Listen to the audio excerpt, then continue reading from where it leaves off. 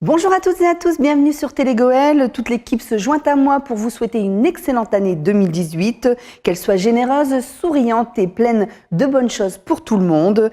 On débute ce JT en ce début d'année par les vœux et nous irons voir ce qui s'est passé à Méricourt et à Lens. De nouvelles règles pour le ramassage des bouteilles en verre sont en place depuis le 1er janvier. Nous vous en parlerons. Arnes 2024, le projet est plus que jamais en route. Le sous-préfet visite les communes de l'agglomération et nous vous emmènerons chez Weir, une entreprise en plein essor sur le territoire qui emploie des femmes sur des postes auparavant plébiscités par les hommes. Vous avez bien sûr rendez-vous à la fin de ce JT avec Fred pour le sport et avec Nathalie que je retrouve juste après pour l'agenda culturel. Une nouvelle fois, bonne année et place à l'info de vos communes.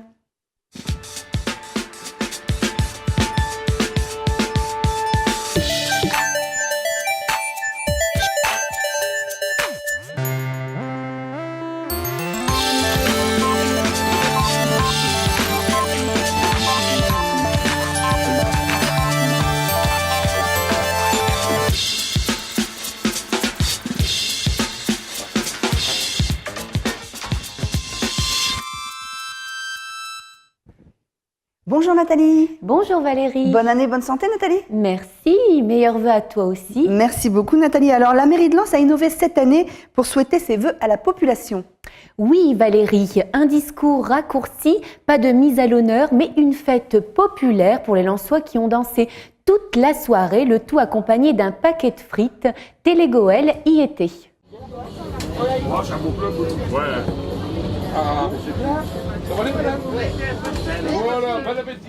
Une frite maillot servie par notre célèbre Jean-Paul Dambruine dit Momo. Une belle exposition photo des meilleurs moments du premier défilé des géants à Lens et la présence des géants lensois eux-mêmes. On aurait pu croire que les 2000 personnes réunies à la halle Bertin-Champ étaient là pour un match de football. Eh bien non, cette année, les maîtres mots des vœux à la population lensoise étaient partage, fête et bonne humeur. Un peu la devise des habitants du bassin minier d'ailleurs. Et chaque jour, c'est un plaisir de parcourir les rues pour venir à votre rencontre, pour discuter, pour débattre, pour confronter des points de vue parfois différents. Sylvain Robert, maire de Lens, est tout de même intervenu en début de soirée pour soutenir les pompiers dans la douloureuse épreuve d'Estrée Blanche.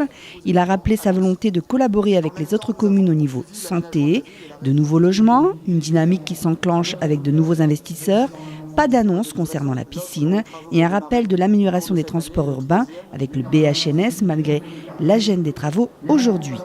Un maire tourné vers l'avenir qui a pourtant choisi de réouvrir le Getty le temps d'une soirée pour accueillir durant 3 heures et faire plaisir aux Lensois le groupe Kubiak avec de nombreux morceaux qui ont ravi les danseurs en tout genre en passant de Stéphane Kubiak à la funky, la new wave, Johnny Hallyday et ses vieilles canailles sans oublier le fameux Rookie dont nous vous offrons quelques minutes.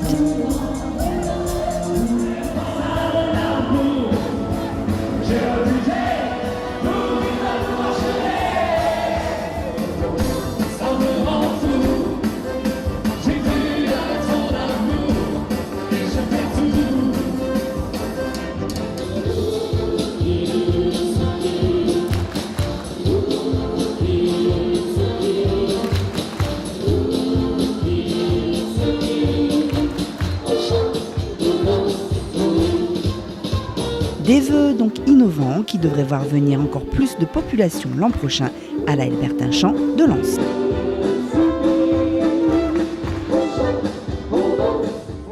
Décidément, les vœux à la population auront marqué les esprits cette année. Un bal populaire à Lens, Liévin prévoit également une grande fête ce vendredi et à Méricourt, c'est un tout nouveau concept qui a vu le jour le lendemain des vœux traditionnels. Le pari était osé en lieu et place du grand concert de début d'année à Méricourt, la FETA, qui depuis 15 ans avait pour but de soutenir le combat des intermittents du spectacle.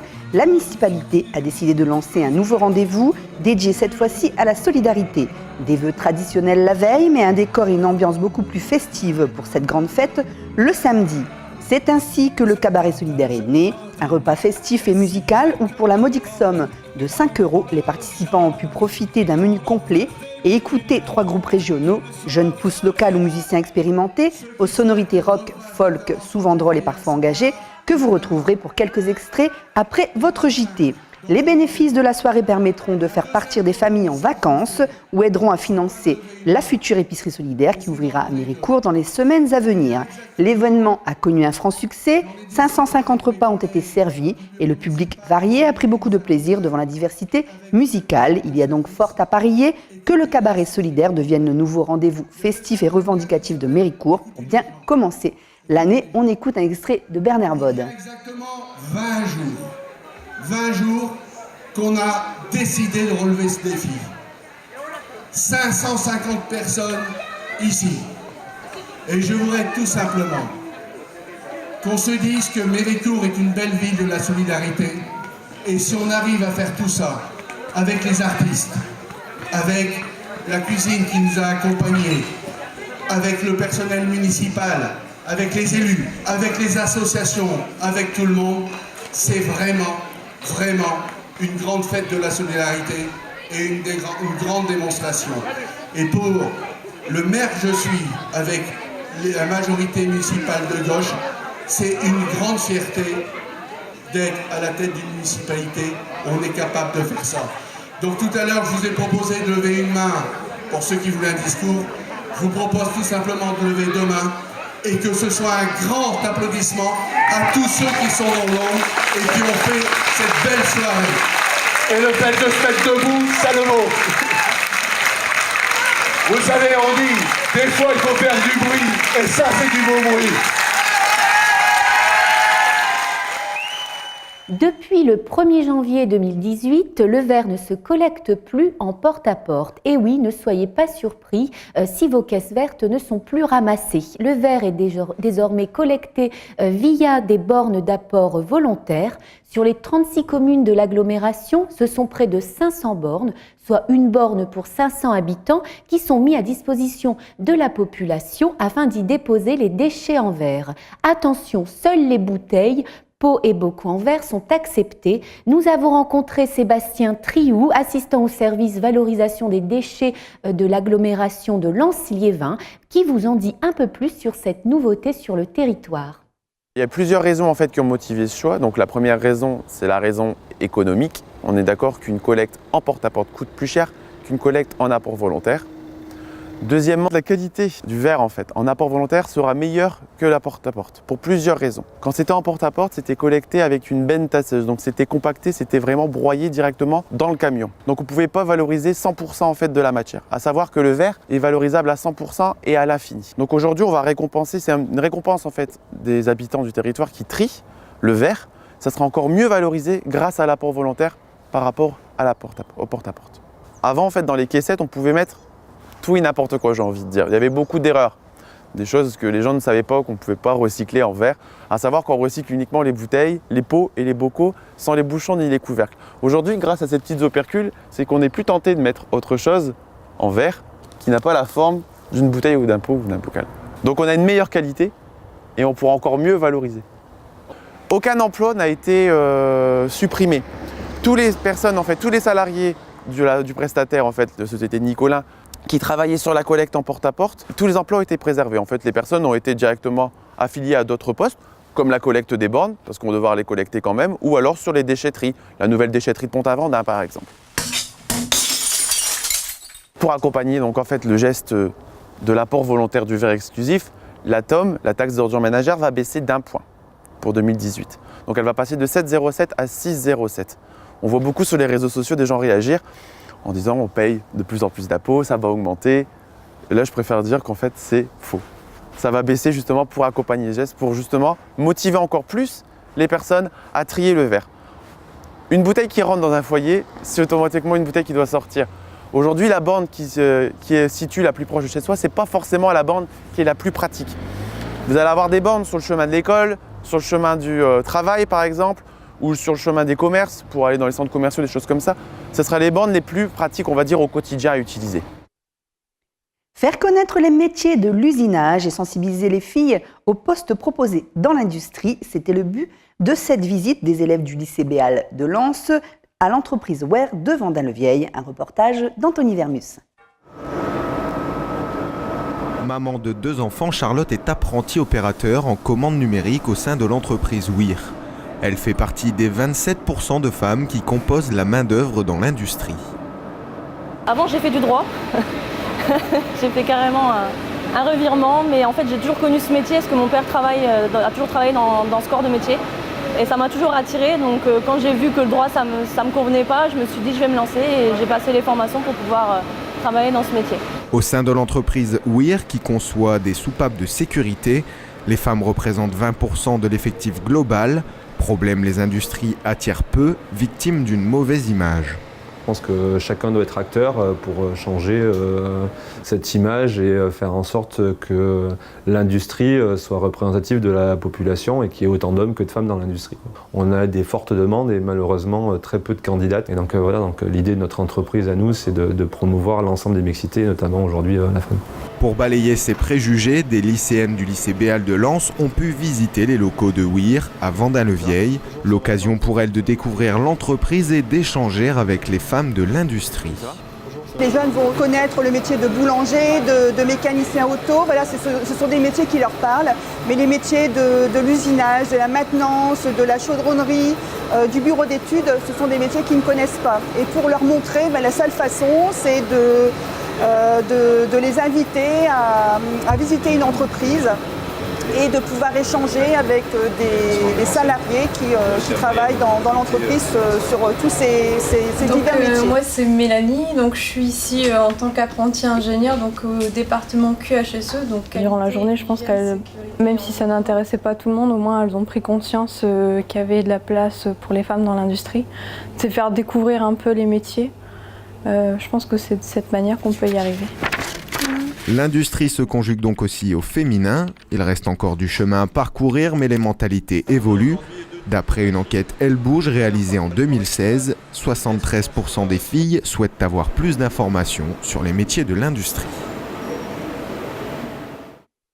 Se familiariser avec le territoire, rencontrer les élus, leurs équipes, leurs citoyens, découvrir leurs projets et voir en quoi l'État peut les assister. Voilà quelques objectifs que s'est fixé monsieur Jean-François Raffi, récemment nommé à la tête de la sous-préfecture de Lens, qui poursuit son tour d'honneur en parcourant les communes de son arrondissement. Après Grenay, c'est au tour de Liévin de recevoir la visite du sous-préfet lensois. Le maire Laurent Duporge a présenté les chantiers en cours dans sa ville, les travaux liés au BHNS, la culture avec le pôle de conservation du Louvre ou encore le logement avec la cité du 2-5. Le représentant de l'État s'est montré particulièrement attentif et concerné par les projets défendus par l'équipe municipale. Tout à fait, donc une équipe très dynamique avec de nombreux projets. On est allé sur le BHNS, sur un certain nombre de réalisations. Là, on est sur du logement. On sait combien le logement est important pour nos concitoyens. Donc, quand on a des équipes qui sont dynamiques, motivées et qui travaillent leurs projets pour le bien de leur population, c'est important pour nous quand on est amené à examiner un projet sur une demande de financement ou sur l'application d'une réglementation. La réglementation, elle s'applique aussi en fonction des territoires, des priorités, des objectifs des élus. Donc c'est pour ça qu'il est intéressant et important d'avoir cette liaison et ce contact. C'est un territoire fortement urbanisé qui, comme j'ai déjà eu l'occasion de le dire, a une forte histoire et qui est en profond renouvellement. Et donc il est important pour l'État et ses représentants d'accompagner ce renouvellement et puis de relayer cette idée que doivent avoir nos concitoyens, que leurs élus, les services de l'État sont là pour leur bien commun, pour améliorer la qualité de la vie, aussi bien en termes de transport. Quand on voit le BHNS, c'est une infrastructure qui va être très importante en termes de transport. Donc, qui ne se sentent pas délaissés ou abandonnés. Leurs élus sont là à leur côté pour leur bien-être et leur bien-vivre. À nous les Jeux, c'est la devise arnésienne de ce projet fort, être bas avant des Jeux Olympiques de Paris 2024. La candidature a été officiellement lancée le 22 décembre dernier à l'occasion de la traditionnelle soirée des sportifs organisée au sein de la salle Maréchal de Arnes, point fort de la candidature. En effet, cette salle est homologuée par les délégations officielles des Jeux Olympiques pour le volley-ball. Cette rencontre fut l'occasion de nommer au sein des différentes associations des ambassadeurs qui porteront cette candidature auprès de leurs adhérents. Philippe Duquesnoy, maire de Arnes, son adjoint au sport Joachim Guffroy et Sébastien Lizic, le représentant du comité départemental olympique et sportif du Pas-de-Calais, ont répondu aux questions de Télégoël. C'est déjà une volonté populaire que nous avons, les équipements. Et puis ensuite, il y a les contacts à prendre avec le comité départemental olympique et sportif qui est déjà prévenu puisque nous avons déjà contacté cet organisme et qui nous soutient dès à présent. Après le CDOS, il va falloir attendre la composition du COJO, c'est le comité d'organisation des Jeux Olympiques, donc qui va se mettre en place autour de Tony Estanguet. Ça doit se faire pour le 18 janvier.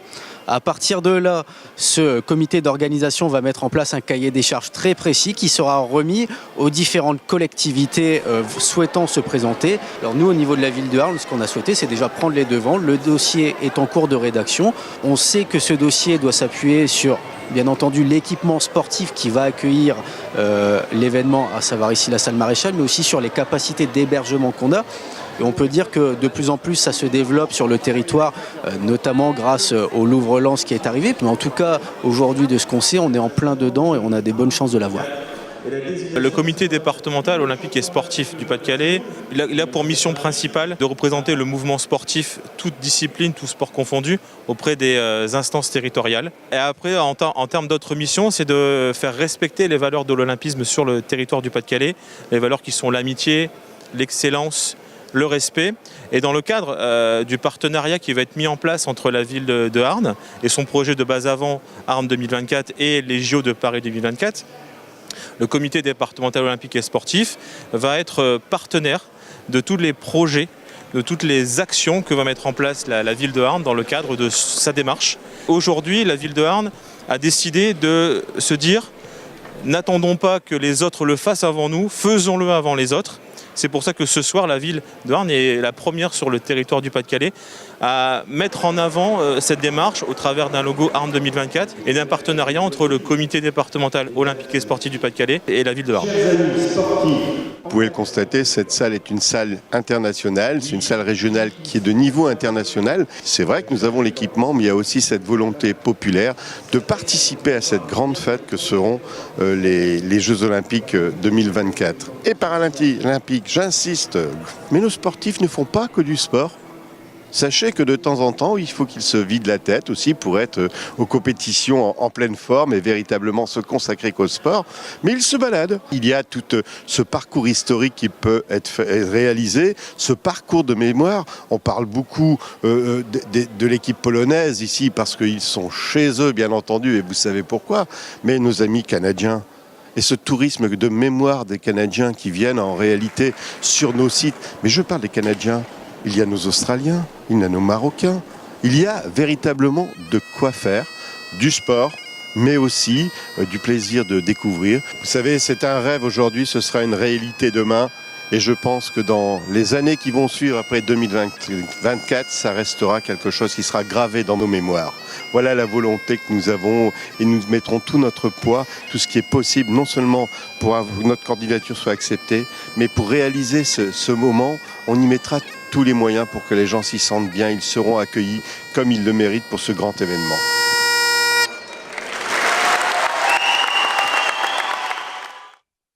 C'est l'heure de notre invité, ou plutôt nos invités aujourd'hui. J'accueille cette semaine Ophélie Mielcarec et Fanny Van de Meulebruck pour nous parler d'un projet photo sur le thème « Garder la frite » auquel vous pouvez participer sur le territoire, un projet étudiant intéressant dont on vous parle tout de suite sur le plateau de Télégoël.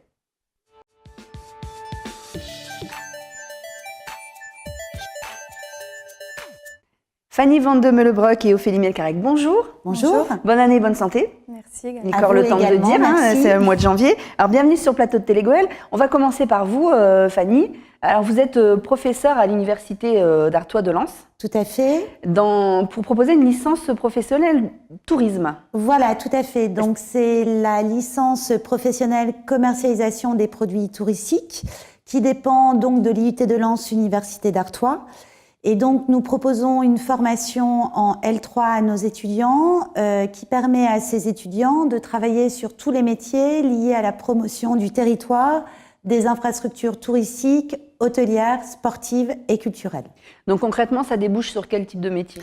On a toute une série de compétences qui vont être travaillées pendant cette licence professionnelle. Cela permet aux étudiants notamment de travailler en office de tourisme, de travailler dans une structure touristique, mais de travailler également pour un stade, de travailler pour une infrastructure liée à la culture. Donc c'est vraiment un métier qui suppose beaucoup de compétences, une grande polyvalence et qui est toujours axé vers la valorisation des territoires. Je suppose que depuis 5 ans, l'arrivée du Louvre-Lens, ça a boosté un peu la formation ? Tout à fait, parce qu'on a un partenariat privilégié avec le Louvre-Lens qui nous accueille chaque année à l'occasion du Well Week-end étudiant Louvre-Lens. Et là, nous avons eu la grande chance de participer aux 5 ans du Louvre-Lens. À l'occasion de cet anniversaire, on a organisé également avec des artistes en résidence à l'Université d'Artois tout un déroulé dans la Galerie du Temps et c'était un moment très chouette. Donc ça se décompose en combien ? Une seule année ? Voilà, c'est une formation qui dure une année universitaire, donc de septembre à juin. La plupart des étudiants sont en contrat de professionnalisation, c'est-à-dire qu'ils sont directement en entreprise. Et on a une alternance d'une semaine en cours et une semaine en entreprise. Vous accueillez des filles et des garçons ? On accueille des filles et des garçons. Nous avons donc des étudiants qui sont issus des Hauts-de-France, de la région, des établissements environnants comme c'est le cas pour Ophélie. Mais nous avons également des étudiants qui viennent de loin, puisque nous avons une étudiante mexicaine qui participe d'ailleurs au projet que nous allons présenter, également des candidats qui intègrent la formation et qui sont hors région.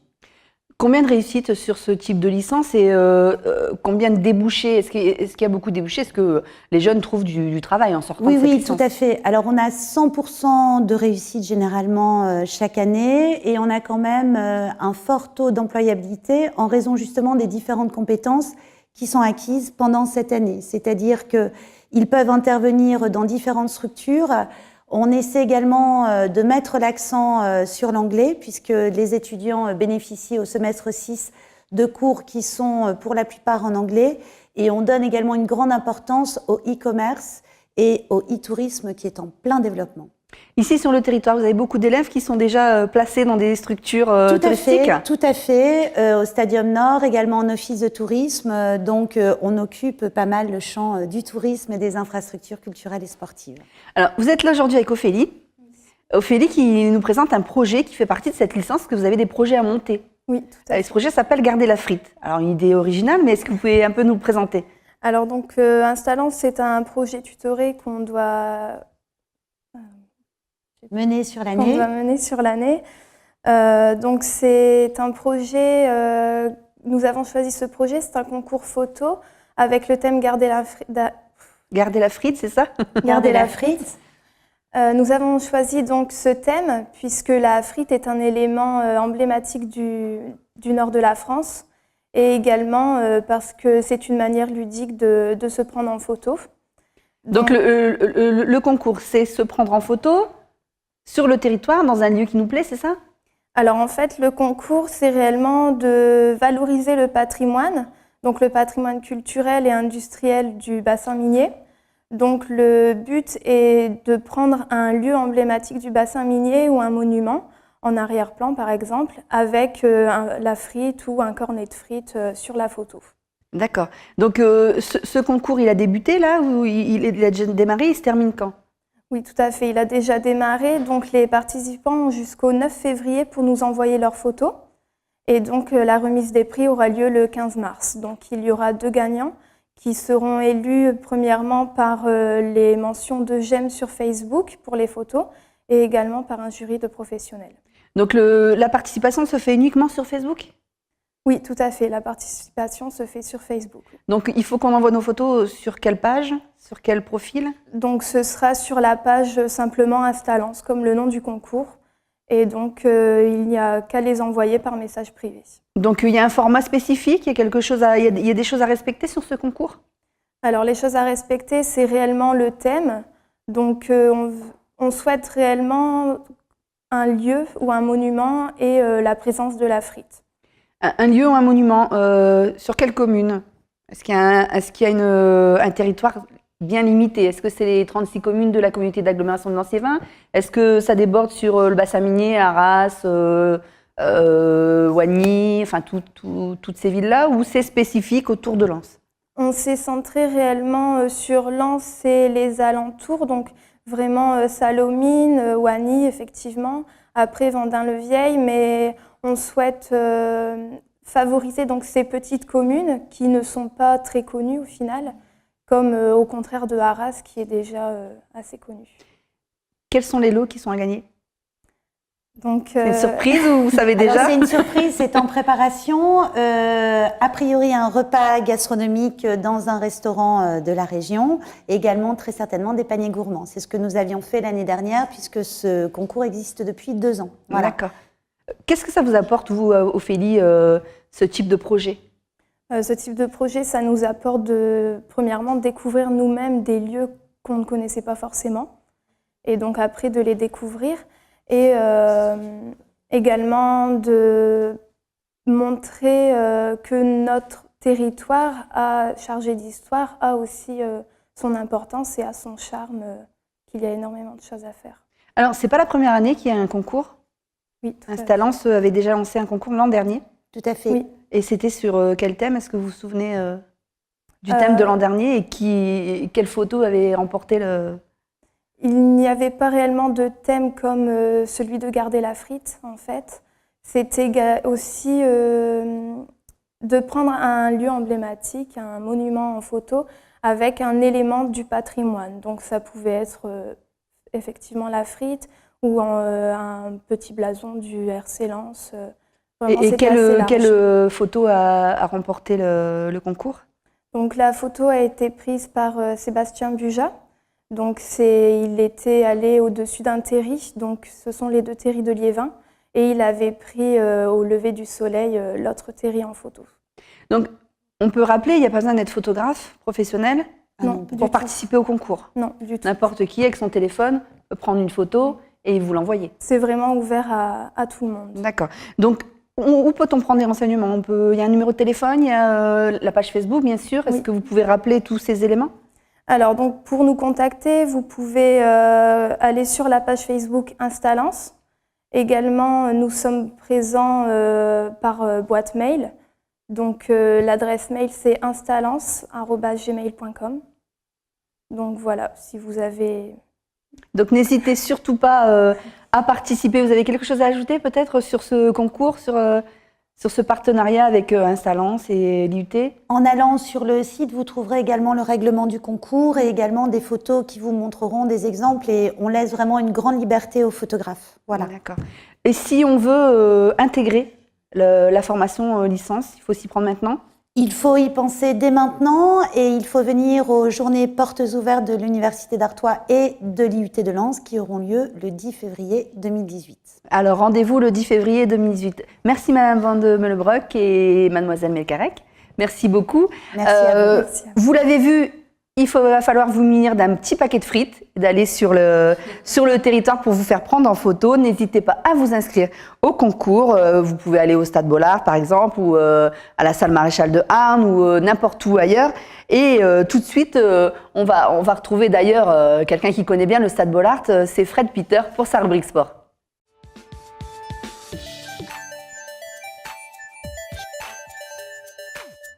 Fanny Van de Meulebrock et Ophélie Melcarec, bonjour. Bonjour. Bonne année, bonne santé. Merci également. Encore le temps de dire, c'est le mois de janvier. Alors bienvenue sur le plateau de Télégoël. On va commencer par vous, Fanny. Alors vous êtes professeure à l'Université d'Artois de Lens. Tout à fait. Pour proposer une licence professionnelle tourisme. Voilà, tout à fait. Donc c'est la licence professionnelle commercialisation des produits touristiques qui dépend donc de l'IUT de Lens, Université d'Artois. Et donc, nous proposons une formation en L3 à nos étudiants qui permet à ces étudiants de travailler sur tous les métiers liés à la promotion du territoire, des infrastructures touristiques, hôtelières, sportives et culturelles. Donc concrètement, ça débouche sur quel type de métier ? On a toute une série de compétences qui vont être travaillées pendant cette licence professionnelle. Cela permet aux étudiants notamment de travailler en office de tourisme, de travailler dans une structure touristique, mais de travailler également pour un stade, de travailler pour une infrastructure liée à la culture. Donc c'est vraiment un métier qui suppose beaucoup de compétences, une grande polyvalence et qui est toujours axé vers la valorisation des territoires.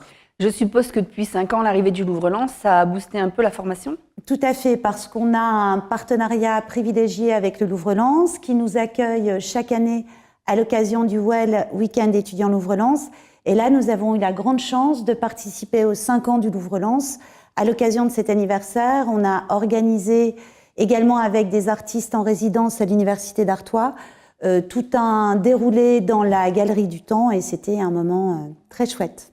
Donc ça se décompose en combien? Une seule année? Voilà, c'est une formation qui dure une année universitaire, donc de septembre à juin. La plupart des étudiants sont en contrat de professionnalisation, c'est-à-dire qu'ils sont directement en entreprise. Et on a une alternance d'une semaine en cours et une semaine en entreprise. Vous accueillez des filles et des garçons? On accueille des filles et des garçons. Nous avons donc des étudiants qui sont issus des Hauts-de-France, de la région, des établissements environnants comme c'est le cas pour Ophélie. Mais nous avons également des étudiants qui viennent de loin, puisque nous avons une étudiante mexicaine qui participe d'ailleurs au projet que nous allons présenter, également des candidats qui intègrent la formation et qui sont hors région.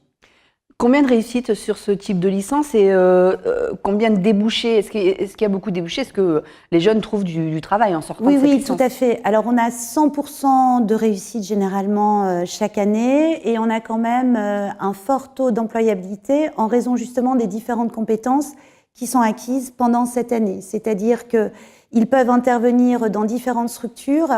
On essaie également de mettre l'accent sur l'anglais puisque les étudiants bénéficient au semestre 6 de cours qui sont pour la plupart en anglais et on donne également une grande importance au e-commerce et au e-tourisme qui est en plein développement.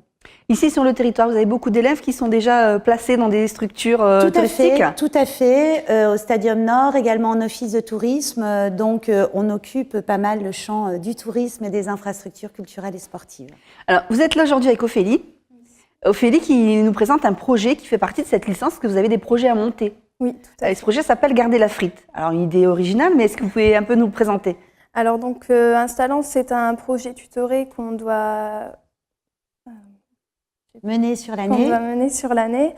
Donc c'est un projet, nous avons choisi ce projet, c'est un concours photo avec le thème Garder la frite.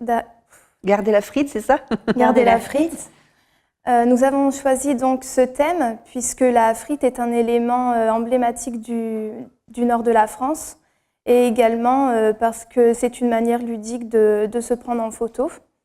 Donc le concours, c'est se prendre en photo sur le territoire, dans un lieu qui nous plaît, c'est ça?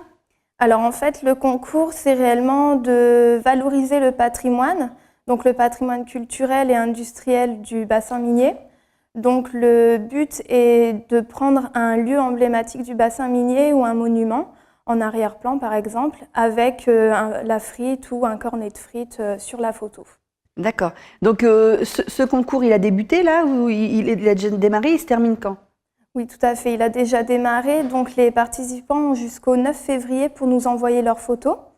Et donc, la remise des prix aura lieu le 15 mars. Donc, il y aura 2 gagnants qui seront élus premièrement par les mentions de j'aime sur Facebook pour les photos et également par un jury de professionnels. Donc, la participation se fait uniquement sur Facebook? Oui, tout à fait. La participation se fait sur Facebook. Donc, il faut qu'on envoie nos photos sur quelle page? Sur quel profil? Donc, ce sera sur la page simplement Instalance, comme le nom du concours. Et donc, il n'y a qu'à les envoyer par message privé. Donc, il y a un format spécifique? Il y a des choses à respecter sur ce concours? Alors, les choses à respecter, c'est réellement le thème. Donc, on souhaite réellement un lieu ou un monument et la présence de la frite. Un lieu ou un monument, sur quelle commune?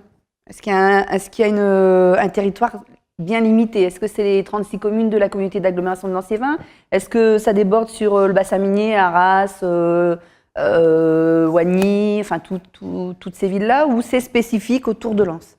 On s'est centré réellement sur Lens et les alentours, donc vraiment Salomine, Oigny, effectivement, après Vendin-le-Vieil, mais on souhaite favoriser donc ces petites communes qui ne sont pas très connues au final, comme au contraire de Arras, qui est déjà assez connu. Quels sont les lots qui sont à gagner? Donc, c'est une surprise ou vous savez déjà? C'est une surprise, c'est en préparation. A priori, un repas gastronomique dans un restaurant de la région. Également, très certainement, des paniers gourmands. C'est ce que nous avions fait l'année dernière, puisque ce concours existe depuis 2 ans. Voilà. D'accord. Qu'est-ce que ça vous apporte, vous, Ophélie, ce type de projet? Ce type de projet, ça nous apporte premièrement, découvrir nous-mêmes des lieux qu'on ne connaissait pas forcément. Et donc après, de les découvrir. Et également de montrer que notre territoire chargé d'histoire a aussi son importance et a son charme, qu'il y a énormément de choses à faire. Alors, c'est pas la première année qu'il y a un concours? Oui. Instalance avait déjà lancé un concours l'an dernier? Tout à fait. Oui. Et c'était sur quel thème? Est-ce que vous vous souvenez du thème de l'an dernier et quelle photo avait remporté le... Il n'y avait pas réellement de thème comme celui de garder la frite, en fait. C'était aussi de prendre un lieu emblématique, un monument en photo, avec un élément du patrimoine. Donc ça pouvait être effectivement la frite ou un petit blason du RC Lens. Et quelle photo a remporté le concours? Donc la photo a été prise par Sébastien Buja. Donc il était allé au-dessus d'un terri, donc ce sont les 2 terris de Liévin, et il avait pris au lever du soleil l'autre terri en photo. Donc on peut rappeler, il n'y a pas besoin d'être photographe professionnel pour participer au concours? Non, du tout. N'importe qui avec son téléphone peut prendre une photo et vous l'envoyer? C'est vraiment ouvert à tout le monde. D'accord. Donc où peut-on prendre des renseignements? Il y a un numéro de téléphone, il y a la page Facebook bien sûr. Est-ce que vous pouvez rappeler tous ces éléments? Alors, donc, pour nous contacter, vous pouvez aller sur la page Facebook Instalance. Également, nous sommes présents par boîte mail.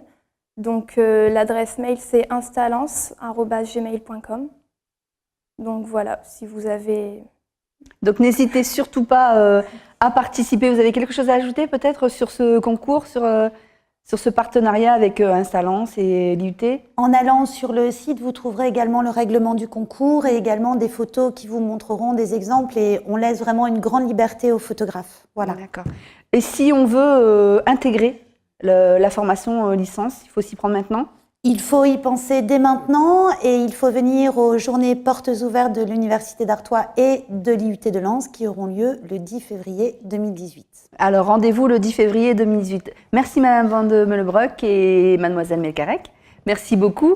Merci à vous. Vous l'avez vu, va falloir vous munir d'un petit paquet de frites, d'aller sur le territoire pour vous faire prendre en photo. N'hésitez pas à vous inscrire au concours. Vous pouvez aller au Stade Bollard par exemple, ou à la salle Maréchal de Arnes, ou n'importe où ailleurs.